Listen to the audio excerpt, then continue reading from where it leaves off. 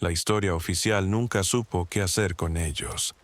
Eran demasiado violentos para el bronce, demasiado orgullosos para obedecer, demasiado peligrosos para recordarlos sin cuidado. Los llamaban duelistas. No peleaban por damas en castillos, ni por coronas en torneos. Peleaban por honor, por orgullo, por miradas mal interpretadas en una pulpería, por palabras que no se olvidaban, aunque se dijeran en voz baja. En las pampas del siglo XIX, el duelo criollo no era un juego, no era un deporte de salón. No había jueces con guantes blancos, ni caballos decorados. Había sudor, había barro, y un cuchillo que nunca brillaba demasiado, porque siempre estaba manchado. Los gauchos, soldados y aventureros que participaban no medían distancias con precisión como los caballeros medievales. Aquí, el combate se decidía a centímetros. A veces, a un solo movimiento mal calculado. Un tajo en el rostro no era derrota, era advertencia. En Europa, los caballeros podían retirarse de un duelo con cicatrices que luego eran medallas sociales. En el Río de la Plata, el duelo muchas veces era sentencia. Las cicatrices abrían puertas, o las cerraban para siempre. El duelista criollo usaba el facón como parte de su brazo y de su alma. No entrenaba en escuelas de esgrima iluminadas, se entrenaba en la soledad de la llanura. Practicaba tajos sobre troncos o sobre quienes lo subestimaban.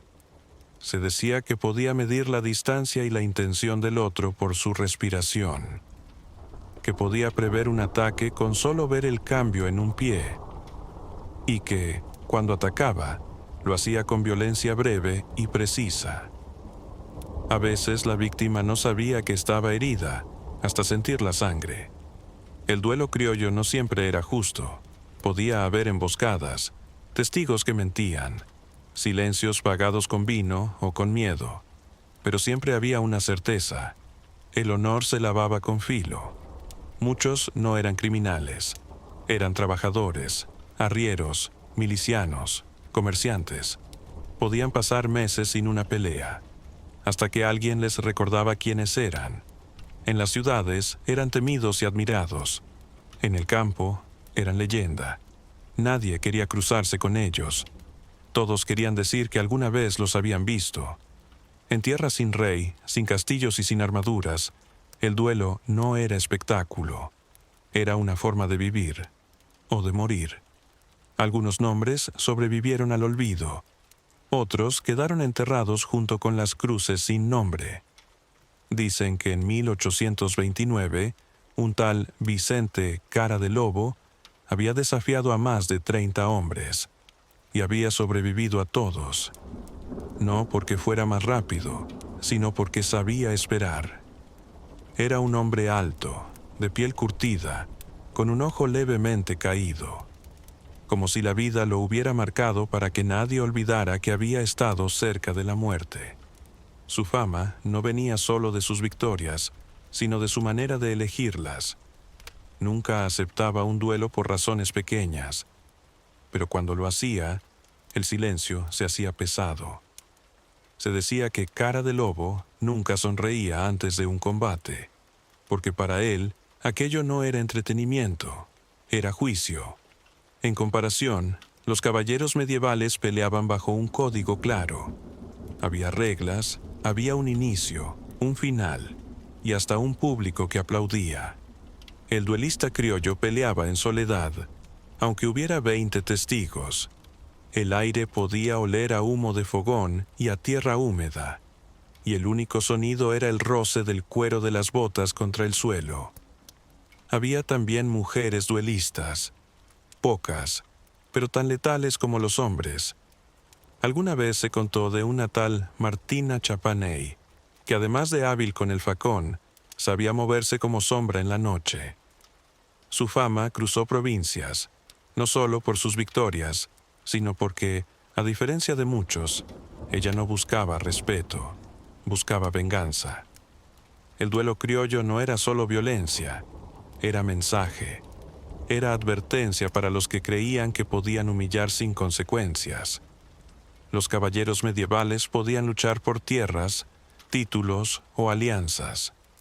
Los duelistas criollos, muchas veces, luchaban por algo más frágil, la forma en que el otro los había mirado, o una palabra mal puesta en una mesa de truco. Y sin embargo, en esa fragilidad había algo feroz, porque no peleaban por un rey distante ni por una corona de oro. Peleaban por sí mismos, por cómo serían recordados en la memoria de los que aún quedaban vivos. Algunos terminaban sus días convertidos en leyenda. Otros, abandonados en una zanja, con el facón aún en la mano. Pero todos, absolutamente todos, sabían que en las pampas del siglo XIX, la muerte llegaba más rápido a quien bajaba la mirada que a quien levantaba el cuchillo. En el verano de 1834, en un pueblo perdido entre Santa Fe y Córdoba, dos hombres se encontraron frente a frente. El sol partía la tierra. Uno era Juan, el tuerto, Romero. Había perdido un ojo en un duelo. Decía que con el que le quedaba veía más claro que cualquiera. El otro era Pedro Salvatierra. Hablaba poco. Tenía fama de haber matado a un oficial con una sola estocada. La razón del duelo no quedó clara. Algunos decían que fue por una mujer, otros por un caballo robado. En las pampas, la causa muchas veces era excusa. El verdadero motivo estaba en la mirada. Se encontraron en un descampado, sin jueces, sin público, solo el viento, el canto lejano de un pájaro, el crujir de la hierba seca bajo las botas. El tuerto llevaba un facón largo, filo gastado de tantas veces afilado sobre piedra. Salvatierra portaba uno más corto, pero con hoja ancha, pensada para cortar más que para pinchar. Los caballeros medievales tenían armaduras, caballos, trompetas que anunciaban la pelea. Ellos no. Solo camisa de algodón, sudor en la frente, y un destino que dependía de un movimiento mal calculado. Dicen que el duelo duró menos de un minuto. Un giro, un paso atrás, un filo que encontró carne. El tuerto cayó de rodillas. Miró al horizonte, como buscando algo que ya no estaba. En otros tiempos, en otras tierras, matar a un oponente podía traer honor, títulos o un lugar más cerca del rey. En las pampas, solo traía silencio. Silencio y la certeza de que tarde o temprano, otro vendría a buscarte para probar que eras mortal. Por eso, los duelistas criollos eran más peligrosos que los caballeros medievales. Porque no peleaban en un escenario, peleaban en la vida real. Cada error se pagaba con sangre, y la única herencia que dejaban eran las historias que otros contaban de noche, alrededor de un fuego que iluminaba más las caras que las almas. Facundo Quiroga no necesitaba presentaciones. Su sola sombra en el horizonte hacía que la conversación bajara de volumen. Era el tigre de los llanos, no por una batalla gloriosa, sino porque sabía cuándo atacar, y nunca daba un golpe en vano. Dicen que en La Rioja, un joven oficial lo desafió. Pensó que la fama de Quiroga era exagerada, que era un hombre envejecido, cansado, sostenido más por historias que por la espada. No conocía la calma que precede a la tormenta en el desierto. El duelo fue rápido, demasiado rápido para describir el primer movimiento. Un paso lateral, un destello en el aire. El joven cayó al suelo, sangrando sobre el polvo. Ángel Vicente, el Chacho Peñalosa, era distinto. No era un hombre de silencios. Hablaba antes, durante y después del duelo, como si las palabras fueran otra forma de empujar el filo. Decían que su risa, antes de atacar, helaba más que el viento invernal en las sierras. En los montes riojanos, se enfrentó a un hombre llamado El Zurdo. Ese duelo fue a caballo. No todos eran a pie. Los animales resoplaban. El aire olía a cuero y pólvora. El sol caía a plomo sobre los sombreros. El chacho no esperó. Una finta a la izquierda, un golpe certero. El zurdo cayó con los ojos abiertos, como si aún no entendiera que ya estaba muerto.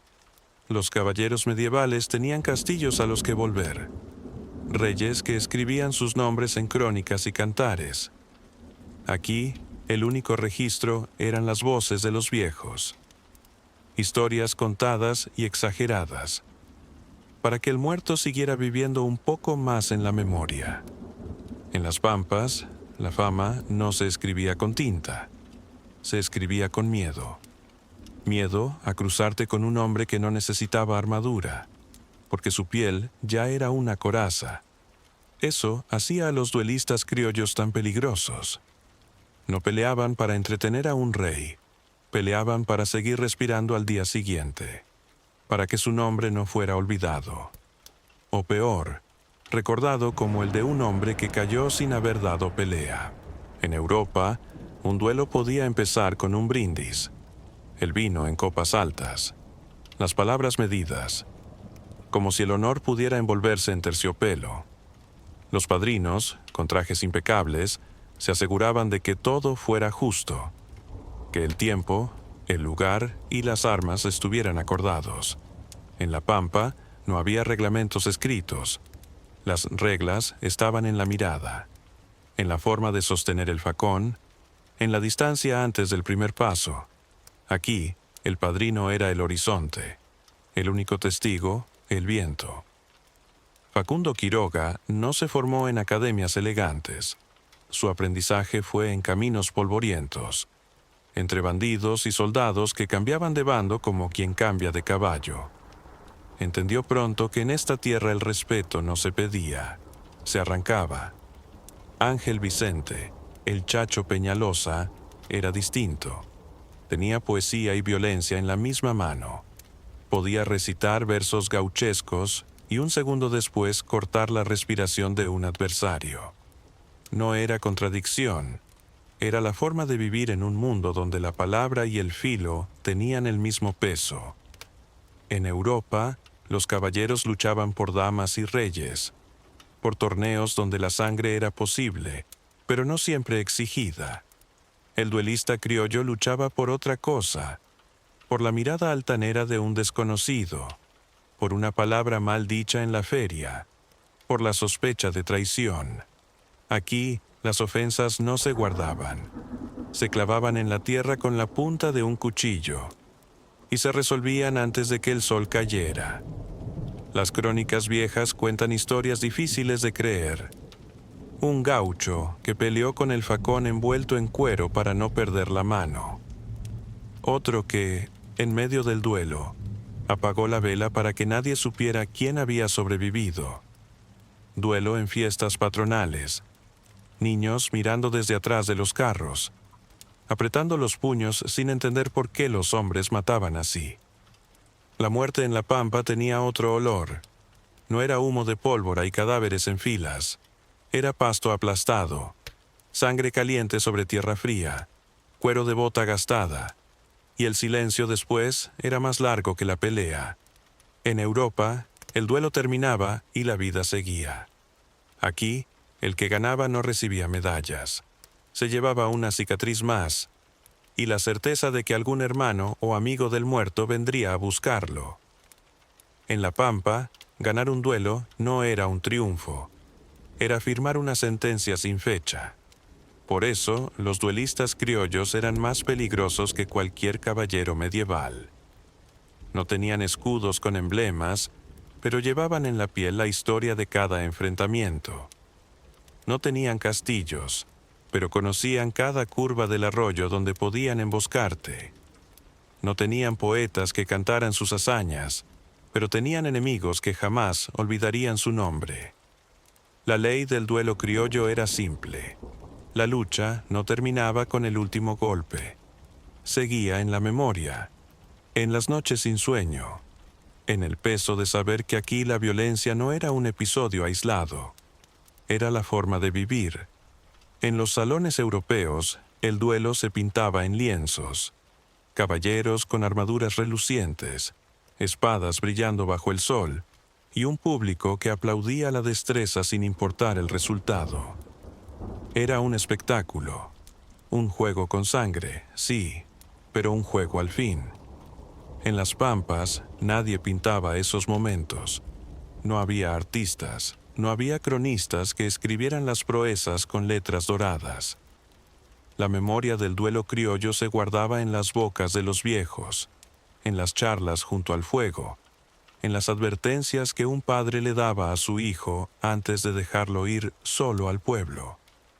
Mientras en Europa el duelo podía ser un evento aislado, una mancha en el calendario, en nuestras tierras era un río subterráneo. Siempre corriendo, siempre presente, aunque a veces no se escuchara. La violencia no necesitaba excusa. Podía empezar con un gesto malinterpretado, con un saludo que llegaba tarde, con un silencio, y terminar con un hombre tirado en el polvo, los ojos abiertos mirando un cielo que ya no le importaba. Aquí no había coronas que perdonar, no había reinas para interceder, no había honor diplomático que salvar, solo la certeza de que en este suelo la justicia la dictaba la punta de un facón, y el respeto se pagaba en sangre. Quizás por eso, cuando uno recorre las historias de estos hombres, no encuentra caballos blancos ni armaduras brillantes. Encuentra cicatrices. Encuentra manos callosas que sabían tanto de la tierra como de la empuñadura de un cuchillo. Encuentra miradas que nunca se confiaban del todo.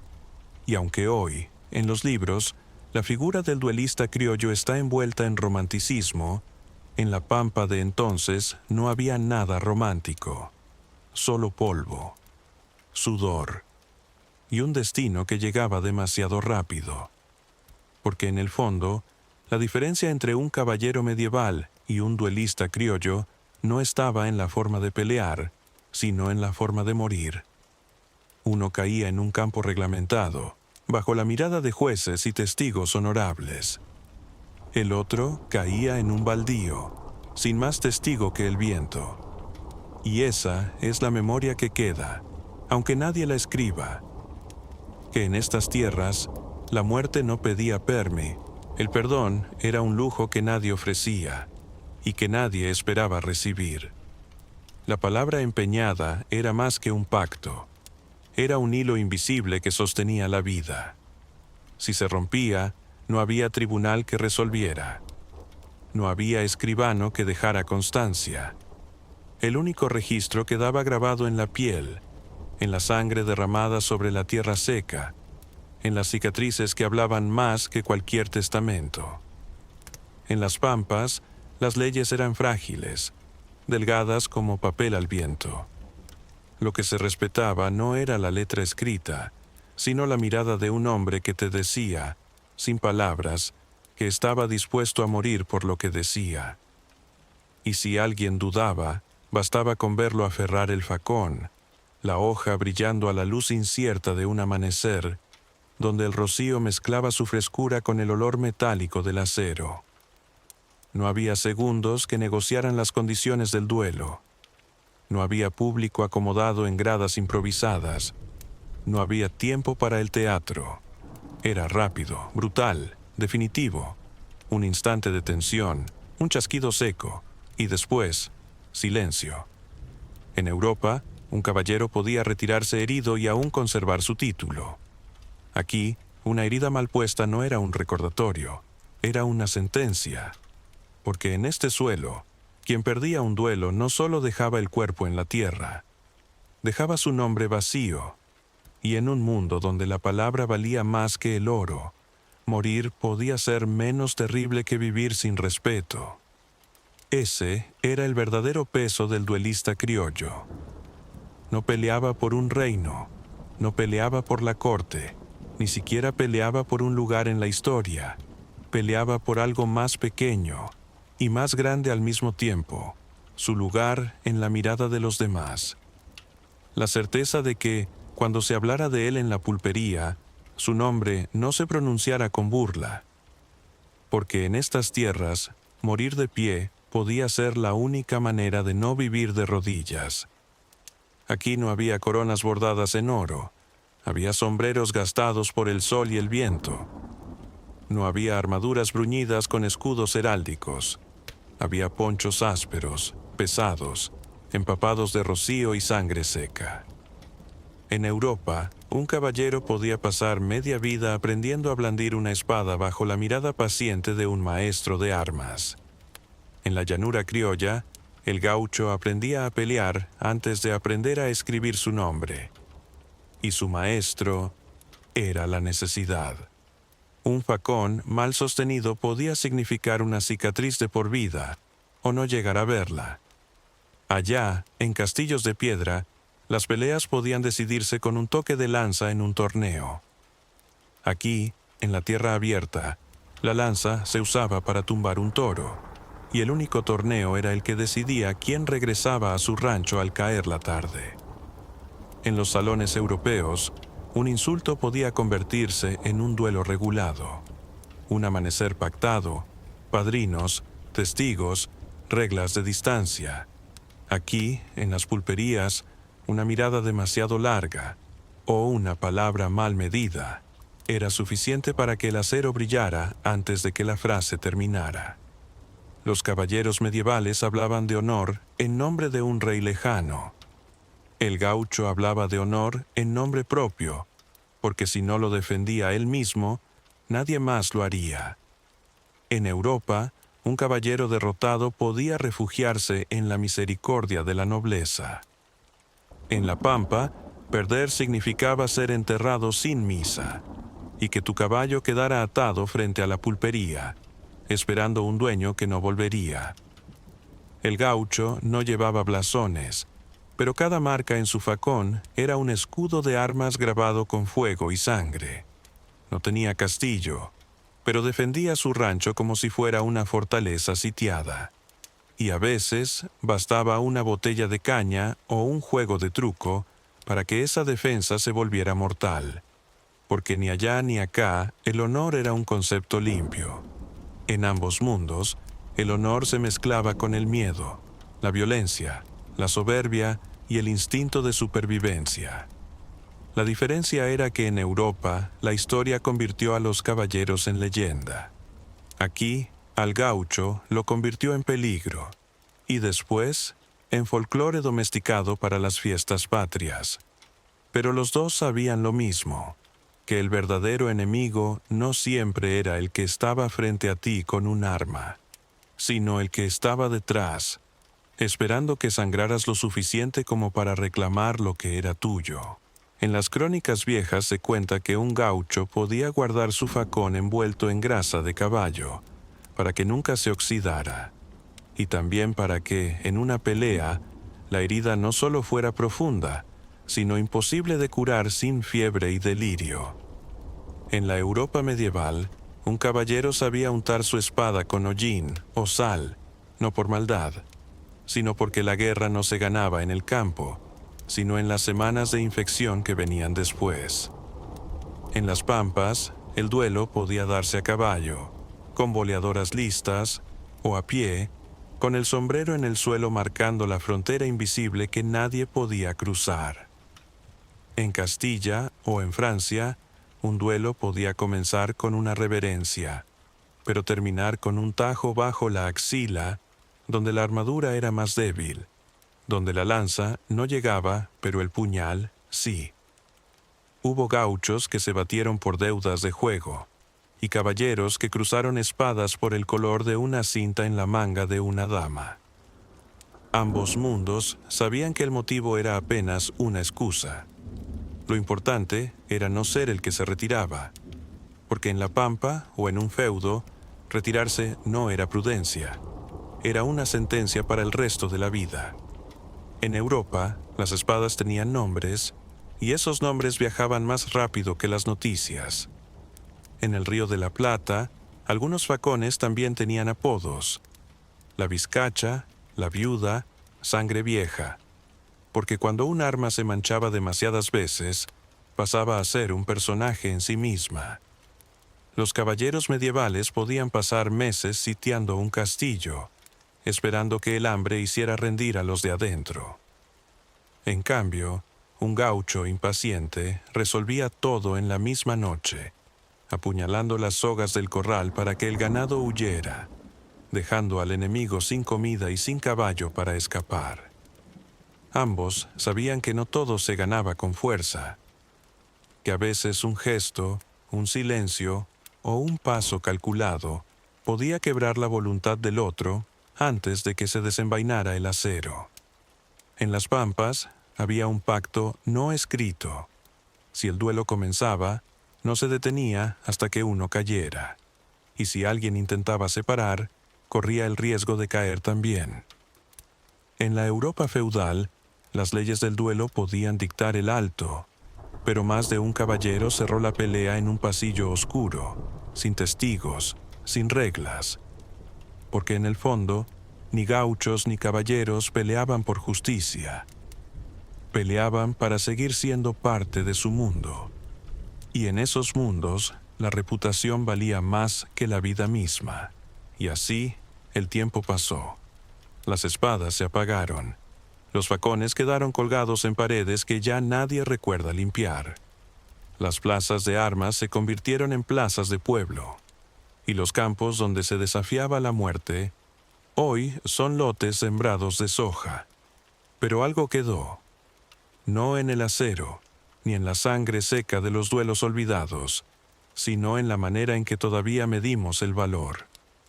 El gaucho que se jugaba la vida en un amanecer brumoso, y el caballero que se arrodillaba ante su Dios antes de cruzar espadas, son los antepasados invisibles de los que hoy discuten hasta el último aliento por orgullo, por política o por amor.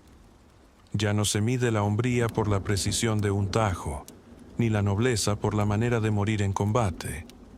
Pero seguimos siendo herederos de ese pulso, de esa terquedad, de esa incapacidad para bajar la mirada, porque las ciudades modernas están llenas de duelos invisibles.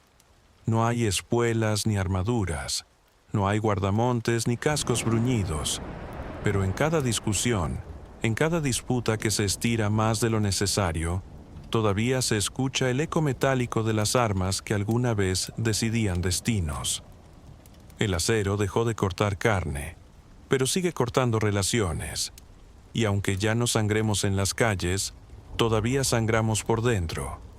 Quizá, después de todo, no hemos cambiado tanto, solo hemos aprendido a esconder mejor las heridas. Antes de cerrar los ojos esta noche, piensa en eso. Piensa que, de alguna manera, sigues llevando dentro el pulso de un gaucho al amanecer y la mirada fija de un caballero medieval antes del primer golpe. Si llegaste hasta aquí, te invito a suscribirte, a dejar tu comentario y a contarme desde dónde nos escuchas. Porque estas historias, aunque duerman en los libros, siguen respirando en nosotros.